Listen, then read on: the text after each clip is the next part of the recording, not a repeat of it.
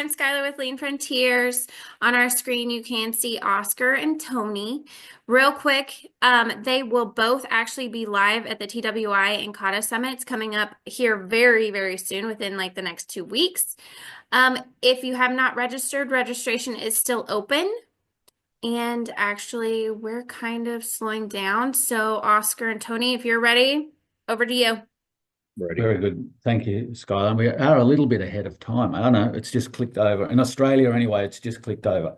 On my clock in Australia, it's just clicked over, but I'm actually in the US with you guys at the minute. So thank you for having me. And just to explain, the vacant space behind me, I'm with Story Construction in Iowa at the moment, and they've very kindly lent me an office where I can close the door and keep things quiet. So that explains the vacant space behind me. Tony, thank you very much for joining us, and as you've done before. The discussions and your thoughts have been popular before, which is why we've asked you to do it again. And it's great that you'll be attending this CartaCon in 2 weeks' time. So as a means of introduction, I've heard you say a few times, and I'm just looking at my notes to the left, I'm having so much fun with Kata and job instruction, they've changed my CI approach. So tell us a bit about what your previous approach was.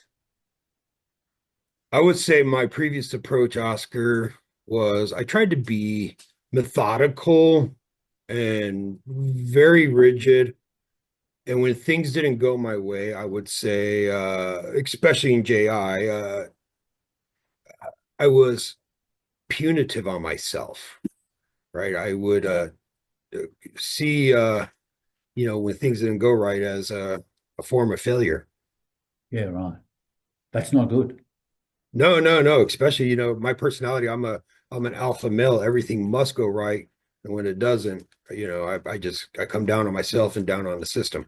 Yeah, good. And that brings out a key statement or key thought straight off is that Buckminster, and this comes up in our Kata training, you'll hear it in 2 or 3 weeks, that Buckminster Fuller said there's no such thing as a failed experiment. There's just things that don't turn out as you expect. So I imagine that was an important transition for you, that thought. Yeah, Yeah. yeah, All right. it was. And the odd thing is, you and I did the initial kata training, and I can't believe it. It was in 2022, so we're rapidly approaching 3 years ago. Yes. But I really didn't have this kata aha moment to my approach to job instructions till probably about 6, 8 months ago. So tell us a bit about that. How did that come together? Your previous approach was methodical and rigid. What was, what was the aha, if you like, that brought about this? I need to change how I I would go. say one day I was sitting in the office bouncing some ideas off a couple of my colleagues, and we were just discussing what went right, what went wrong. And then I realized we were just making the obstacle list. Yeah, right. Yeah. And I was like, obstacle. And then it dawned on me, we never really spent any time uh, trying to define when we're done, what does it look like? And I was like, guys, uh, we need a challenge statement. What does the end of this journey look like? We know where we are because we're in here beating ourselves up over it right now. And it was at that point I said, I'm just accidentally doing kata. Yeah, sure. Tell you true. So, as a point of interest, then, with the obstacle list, though, if there wasn't a challenge or a condition to target, what were they? They must have had it in their mind. Otherwise, they were, what were they obstacles to, if you can recall back? Um, we weren't getting the participation in the job instruction program that we all envisioned. And we were just literally lighting our torches and grabbing our pitchforks, and we were going to go start publicly slaying employees out on the floor for not participating. Yeah, right. We built a perfect mousetrap. How could Yes. they not enjoy it? How could they not execute as designed? And yeah, so we went from that mentality to, okay, what is the obstacle? Why isn't the trainer, why aren't the learners participating in this beautiful program? And so we switched from, like I said, that traditional mentality that at least I had to really just creating an obstacle list, and then just instead of trying to solve everything on the obstacle list, I really then just steered the group who has no experience with kata, saying, hey guys, let's just attack one thing. What can we do to remove this obstacle next? And And then I by started chance, introducing some of those terms, like, when can we do it and when can we see the results? yes, good. So by chance, do you happen to recall any of those obstacles? What one particular one or two were, and what the so what was that? Do you remember any of your experiment cycles? Um, one of the experiments we had, and anyone who's done JI, I hope has had a very similar experience. The 10-hour JI course, um, I think is insufficient in preparing someone to be a trainer of someone who is unskilled. Sure. And yet Couldn't agree more. we pushed a whole host of people through and gave them the beautiful TWI certificate and had this expectation of they're going to go out and Yeah, you they're can going do to it. they're going to upskill the factory of 500-600 employees, and abnormalities and variations just going to go by the wayside. And that didn't happen. Yes. Yeah. And so, Keep going.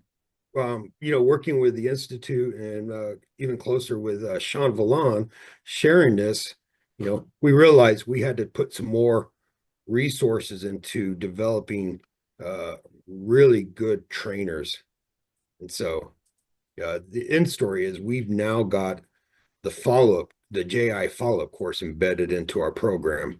So is that how you developed is that how what you came to, that you needed some form of follow-up, Yeah. essentially? So beyond the 10 hour, there needed to be some sort of structured follow-up, Yep. whatever that may be. Good. Yeah. So you experimented with that, I presume, first time around, did you? Or what did that look We like? we did. We tried to just do some additional coaching with no formal program, and we still weren't getting the pedigree we were searching for. Um, we went and saw the good folks down at Gala Wine, kind of looked at what they were doing, tried bringing that back. And while it advanced the program marginally, it's still we weren't getting what we deemed to be an acceptable pedigree to a trainer. Yeah, right. So yeah, this just kept going, right? We just kept running a small experiment with a handful of people, uh, moving the needle, but not moving the needle enough per se. So what was the one, what, if you can recall, what was the thing that did move the needle significantly? Um, I got a hold of a copy of the Institute's follow-up course, which now to talking with the folks at the Institute, this thing was dusty at best, right? Uh, so we took that and found practical ways to get our trainers to start practicing the skill of training JI, and using the follow-up course from the Institute, some pieces that we've got from Gala Wines, and we developed a full 40-hour follow-up course, which Yeah. is now absolutely gave our trainers the pedigree, the skills, the confidence to go out on the floor and train the untrained or undertrained. So, Hold on, just saw a comment come in there from who's it from? From Michael Jones. Anyone else who I've got some questions here that have been submitted prior that we're going to get to. But if any of you have any questions along the way, don't hesitate to put it into the Q&A, please. So what change in results what was your evidence that what was the evidence that you were getting better at JI using this experimental approach? yeah, we're getting significant increases in participation levels. We track our training using a software package, and we were seeing our trainers go back and document complete training cycles. Okay, Um, and so we here in Washington, or at Church of Dwight, we call this someone's been endorsed on a skill. right. which means, the learner has learned and the trainer is putting their good name on the line saying, hey, yeah, this person is now has a skill. Yeah. So that level went up. And then, we started seeing some improvements in small marginal improvements in OEE. Yeah, right. So it started to filter through to the typical result or the typical measures we see in manufacturing. Yes, exactly. Yeah, spot on. Now, one of the points we said we'd cover is how did you get C&D management, Church and Dwight management, sufficiently on board to give this new approach a try? How? Because people often ask, how do we get that in? How do we get that engagement from those guys? How did that come about? It's not easy. First, I will speak just to the Washington side. For those on the call, Church and Dwight has 11 manufacturing sites and multiple distribution centers. But in Washington, we've had a turnover of the top level management here, which we locally we call a plant manager. And so every time we get a new plant manager, there's kind of a reset on expectations, and uh, none of them have come with any kind of real exposure to TWI job instruction. So it's back to the learning curve and trying to prove the program by showing results. The program is resource hungry, so you can't just go to the plant manager and say, I need this money, this time, these people, right? They want to see a return on the investment. And Yes. so that is one of the hardest things. Now, How have you corporate been able wide, to achieve? Because obviously you have got there. Well, it seemed you have got their support, certainly in Washington. What were some of the key things you did to get to that point? um, well, our latest plant manager, I actually had him uh, as a guest visitor to one of those follow courses that we were just describing a few Oh, minutes yeah. ago. Right? There's a point where the participants in a follow course have to train a skill to someone who doesn't know the skill. And in our case, we use bicycles. And so I bring the plant manager and I say, hey, we need a guinea pig, and this might feel awkward to you, but at least you'll get to see the mechanisms of the JI program and work, and you'll give Sure. these folks an opportunity to practice their skill and also gain confidence because they've just now used the skill on the top man at the site. Yeah, so the top man or the top person becomes the learner. I love it. Yeah, yeah, absolutely. Yeah, makes it So, effective. um, so it's one of those things where you bringing plant management is almost its own little Kata storyboard, right? The challenge statement is I want everybody to believe in the program and use the program. Current condition is few or maybe even none do. And what are their obstacles? And one of the biggest obstacles is they don't know what JI is. Yes. So you got to find a meaningful way to get them exposed to it. And the whole obstacle list for management is probably just as long as building a whole program. Yeah. And I think, yeah, there's several challenges involved in this. I like that. I like that thinking. The only thing I would say, do you reckon, has your experience been that you have to get everyone on board or just enough? Um, just enough, but you definitely either through authority or influence, you want to identify those few that will lead to management herd and maybe advance them a little bit further along. Yeah, fair call. Yeah. Yeah, fair call. And perhaps identify any obstructors and practice a bit of job relations, perhaps Yeah. to minimise their influence. Makes sense. Let's have a look at some of the questions that have been put in beforehand.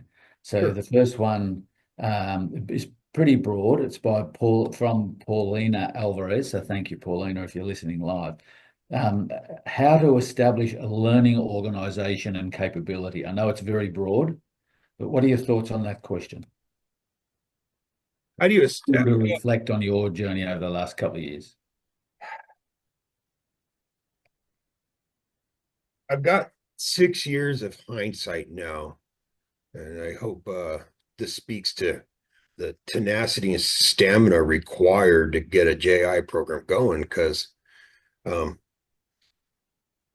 people who come after me, my first advice is you got to understand there's this huge knowledge threshold, right? You know where you want to be, and nobody can even begin to fathom all the obstacles. So I would say, Oscar, spend an extensive amount of time developing that challenge statement, Yeah, right. right? And don't say, I want a world-class TWI job instruction program. No. Go even broader. I want a training program that has these capabilities, right? And I think once if you could get a team involved in that, that might even be the first step to bringing the management team forward, just saying, hey, we're all in this together. This is collectively what we want a learning organization and a training organization to look and act like. Yes. No, I love what you've said there. I think the goal should not be to establish job instruction, TWI job instruction. It's the means by which you achieve the goal. What is that goal? Yeah. Yeah, Yeah. no, I love that. And the other thing you said that I really like is there are going to be a lot of obstacles. So if we don't have, and this is where the two come together. So if we don't have a scientific type approach, then those obstacles will probably overwhelm you, Yeah. overwhelm the organization. Yeah. And you got to accept the fact that you're not even going to discover all the obstacles till you're well on your journey. Yeah. Yeah, I love that thought too, because I remember Mike Rother saying many, many years ago in something I was in, he said, if you think about it, when you write a project plan or plan a project, you're at the maximum point of uncertainty. Yeah. You'll never be more uncertain about something than you are at that point in time. Yeah. You'll It never be makes more sense. uncertain about something that you're aiming for than you are at that point in time. So writing an extensive and elaborate plan assumes that you know what's coming, and what you're saying is you don't know what's coming. So there's a better way to think about it, and that is the scientific thinking approach. Right. Makes perfect sense. So your advice on how to establish a learning organization and capability would be to establish a goal and Yeah. then approach it via scientific thinking. Yeah. Absolutely. Yeah. And how do we develop scientific thinking? We practice the two kata. Yeah. Yep. Makes perfect, Exactly. makes good sense. Gerard Berenson, who's a colleague of mine from the Institute over in Holland, has asked a question, and that is, did management onboarding through this new approach result in sustainable improvement? I would say the short answer is yes, Yep. because What's the long answer? What's the longer answer? in Washington, Yeah, you can only speak for Washington, I understand. yeah. Actually, and my colleagues, I would say are in a very similar situation at the other sites. We don't get over ambitious and take on more than we can manage and sustain, right? We're not building a house of cards, is what we like to say. So yeah, we've done a really good job of sustaining it. Like everyone else, I warn, especially when some of the other sites are coming onto the JR program. One of my warnings is, if you do nothing, you'll suffer from the atrophy. Yeah, right. Yeah, And that ties in very much with the Carter and scientific thinking, doesn't it? It's not yeah, about picking the right step, it's picking a step yeah. in development of this. Um, and perhaps we've touched on this, but perhaps not. Scott Rygard has asked, what's the biggest obstacle to overcome implementing? Now, he said implementing TWI, but let's assume he means implementing or practicing JI within a company rather than TWI per se. What's been the biggest obstacle? The biggest obstacle is you don't know, uh, or we didn't know how much skills were being taught through kind of a traditional on-the-job training program. Right. And we've tried to attack this multiple ways, and our latest way of attacking this is probably the most mature, and this speaks to Kata, right? First we just had trainers that said, okay, when something abnormal pops up, we'll address it through skills training if appropriate. Whether it was an injury or some kind of quality defect that just came from an untrained employee. And then our plant manager that we have now here at the site, um, again, doesn't know JI. It was a learner. He says, why don't we start creating a catalog of all the skills? And then when we've got the time and the resources, we'll prioritize these skills. And so we've been cataloging it now with the assistance of Boyd from the Institute. We're up to like 385 skills just for a machine operator in our Washington plant. You so it's just Well, it's amazing amount of skills that could be taught out there. Now, not everything. JI never says it'll cover everything, right? There's no. things out there that are just pure knowledge that the employee needs to know, and there's already established methodologies for transferring knowledge. So what I hear you saying is that there was a fair bit of what you're learning is, or what's being discovered, if you like, is the extent of the tribal knowledge that is there or was there. Correct, and it was just a uh, collective knowledge, right? Everybody had this knowledge all stuffed in their head, or these skills required. Nobody ever took the time to go and catalog it all. Yeah, right. And so we were going to catalog it and train to it just by addressing abnormalities, but that is the slow road to a painful death. Yeah.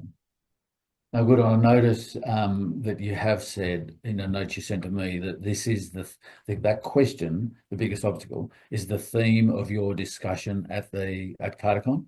So Yeah. Scott and anyone else who's listening, if you want to know the longer version of the answer to that question, then please come to CartaCon and you'll hear it from Tony. But even better, you'll have a chance to grab him as part of the plenty of time for networking that we have.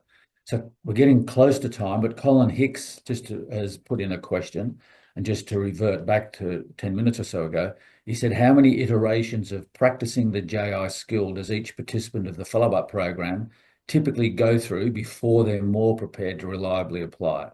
So typically go through. Yeah. So we kind of use uh, the first 2 days of a 5-day course is just all controlled classroom training where we work on our job instruction skills using assembling bicycles. Sure. Is that Yeah, the delivery and the breakdown of the job, or about a 50-50, or more one than the other? it's both. The class of 10 take turns being learners and trainers using these bicycles. And at the end of the 2 days, they've all gotten 3 to 4 rotations being learners and Okay. trainers. And of course, their skill set is maturing as this is going on. And then the last 3 days of the course, we select pilot programs and we actually go to the shop floor Ah, good. and using some kind of ROI, uh, we pick small pilot projects. We don't want to go complex, but we actually do want to train on the floor, and we get the permission from the operational management team. Hey, can we have an opportunity to pull a couple of real operators off and train them to this methodology? So it's a great course, whereas 2/5 of it's in the classroom and 3/5 of it's out on the floor, really training shop floor employees. Excellent. I think we might wrap up now. I do have a commitment Yeah. at the bottom of the hour. We've got a couple of minutes. So most importantly, Tony, thank you again for your time with this. But more importantly, those of you who would like to get more detail, please consider, if you're not already registered for, attending CartaCon. Tony, known Tony for 3 or 4 years now, and he's a wealth of knowledge in the practical side of making this stuff come to life. So any time spent with him anyone will be well worthwhile. Yeah, and my colleagues from Church and White, I think there's about 15 of us going to be in Indianapolis, Oh, good. and Even they more. are just as much of a wealth. I mean, So that's one of our advantages at Church and White is we've got a corporate community now of JI. good. So there's going to be a wealth of practical knowledge there. Yeah, So please look for the opportunity to pick their brains. Skylar or Jim, is there? And once again, Skylar, thanks for all the background work you do, and also Jim maybe a bit of a lesser extent, but certainly to a certain extent. So thank you to both of you. And is there anything you wanted to add before we finish up? I am going to follow up on Oscar here. So just a quick reminder with the TWI and Kata Summit coming up, you can register through leanfrontiers.com. Again, Oscar and Tony and a lot of Tony's workers will be there with him. And I believe that is all from us. Thank you, Tony. Thank you, Oscar. And we will see you very soon in Yep. Thank Noblesville, you. Indiana. Thank Good you, on. gentlemen, very much. Thank All right, you. bye-bye. See you guys. Bye. Thanks, Tony. See you soon. Thanks.